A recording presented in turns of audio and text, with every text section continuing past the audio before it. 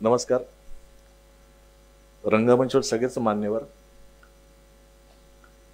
अजितदादा आहेत, तटकरे साहेब आहेत, आमचे मित्र सयाजीराव आहेत आणि सगळेच मानकरी आणि आपण सगळे रसिक प्रेक्षक हो. एखादी चांगली वास्तू बनते ना तेव्हा शब्द उरत नाहीत. आणि आज मला ती मगाशी आल्याला मी लगेच समोर बघितलं काय बांधलं. म्हणजे मी ह्या आधी या नाट्यगृहात शो केले, त्याच्या आधी तेव्हाचं नाट्यगृह आणि आत्ताचं नाट्यगृह यात केवढा मोठा कायापालट केलाय. आणि सगळ्यात महत्वाची जमेची बाजू ती आहे की प्रत्येकाला नाटक किंवा इथला कार्यक्रम व्यवस्थित पाहता येईल. कोणाचं मध्ये डोकं येणार नाही, कोणाचा पाय येणार नाही असं एकदम. म्हणजे आम्ही तर लंडनला वगैरे मी काही शो केले होते मध्यंतरी, तर तिकडचे काही थिएटर्स पाहिले होते तेव्हा इव्हन आपल्याकडे NCPA पण आहे, म्हणजे पूर्ण असं आहे. आणि वरून लोकांचा म्हणजे मला असं वाटते, आता मी नाटकाचा प्रयोग करणारच आहे, पण एकंदरीत मला असं वाटते की ते प्रयोग चालू असताना जेव्हा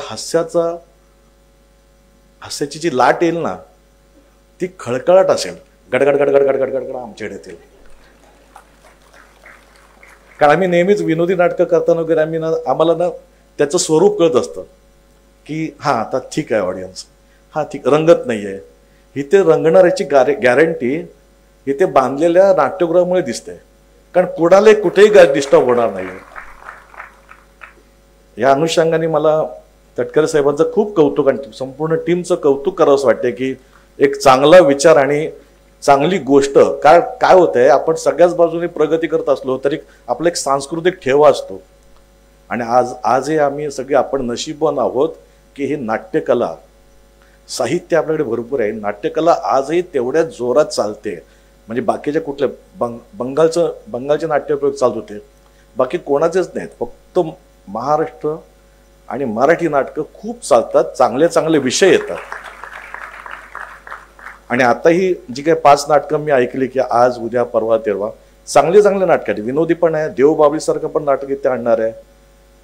अशा पद्धतीचे आणि प्रशांत दादाचं नाटक आहे. ह्यानंतर नक्कीच नाटकांचे प्रयोग पूर्वी व्हायचे इथे, म्हणजे मी केलेत, ऑल द बेस्ट पासून इथे येतोय, मला माहित आहे खूप नाटकांचे प्रयोग केलेत. पण आता ज्या पद्धतीने इमारत सजली आहे मला माहित नाही मी रोह्यात आहे कुठे बाहेर आहे. इतकं चांगलं बांधलंय. आणि आज मला असं वाटतं की मला एक काम करायला मजा येईल की जेव्हा वास्तू सुंदर दिसते ना तेव्हा असं वाटतं की इथे आज जोरात शो होईल. त्याची गॅरंटी शो होण्याआधीच मी तुम्हाला देतोय. जसं इथे नाट्यगृह छान दिसतंय तसं इकडे सगळेच बसलेले मान्यवर छान दिसत आहेत. त्याला कारण आहे की प्रत्येकात एक ते जोश आहे. प्रत्येकाला वाटते की काहीतरी कलेसाठी काहीतरी व्हावं. मी सहज अजितदादाला फक्त एवढंच सांगेन की साहेब, महाराष्ट्रात बऱ्याच ठिकाणी आम्ही आतमध्ये शो करतो, रुरल एरियात वगैरे, की ते नाट्यप्रेमी खूप आहेत पण नाट्यगृह नीट नाही आहेत, ते छान अशी होत नाहीत. ते इन्फ्रास्ट्रक्चरचा प्रॉब्लेम असेल, काही असेल, तर हे उदाहरण द्या आणि सगळीकडे अशा पद्धतीने नाटकाचे थिएटर्स बनवा. आम्हाला बाकी काय नको असतं, आम्हाला रसिक प्रेक्षक हवा असतो आणि असं चांगलं नाट्यगृह असतं. आमच्या कलेला तेवढा चांगला वाव मिळतो, दाद मिळते, बस तेवढीच आमची इच्छा असते. कारण रसिक प्रेक्षक खूप आहेत आपल्या महाराष्ट्रात, ज्यांना वाटते की आम्ही नाटक पाहायचं पण आमच्याकडे थिएटर्स नीट नाही आहेत, थिएटर्सचे प्रॉब्लेम्स आहेत. ते तुम्ही जरा पुढाकार घेऊन याकडे लक्ष घातलं तर असे चांगले चांगले नाट्यगृह जर सगळीकडे झाले तर आम्हाला खरंच ना अभिमानाने वाटेल की ते येऊन मी माझं नाटक कला सादर केली मी, आणि इकडनं मी घेऊन काय जातोय तो लोकांचा आशीर्वाद आणि लोकांच्या शुभेच्छा घेऊन जातोय. यात आम्हाला जास्त आनंद आहे. पुन्हा एकदा तुम्हाला सर्वांचे खूप खूप थँक्स की आपण सगळे नशीबवान आहोत की जे बंद पडलेलं थिएटर होतं, नाट्यगृह होते, चांगल्या पद्धतीने उभं केलं आहे. आणि नुसत्या चांगल्या पद्धतीने टेक्निकली छान पद्धतीने उभं केलं आहे. आता आपलं काम आहे की इथे येणाऱ्या नाटकांना गर्दी करा. आता 5 दिवस फुकट आहे, पण नंतर तिकीट काढून या. थोडा आमची पण कला जरा चांगली चालू देत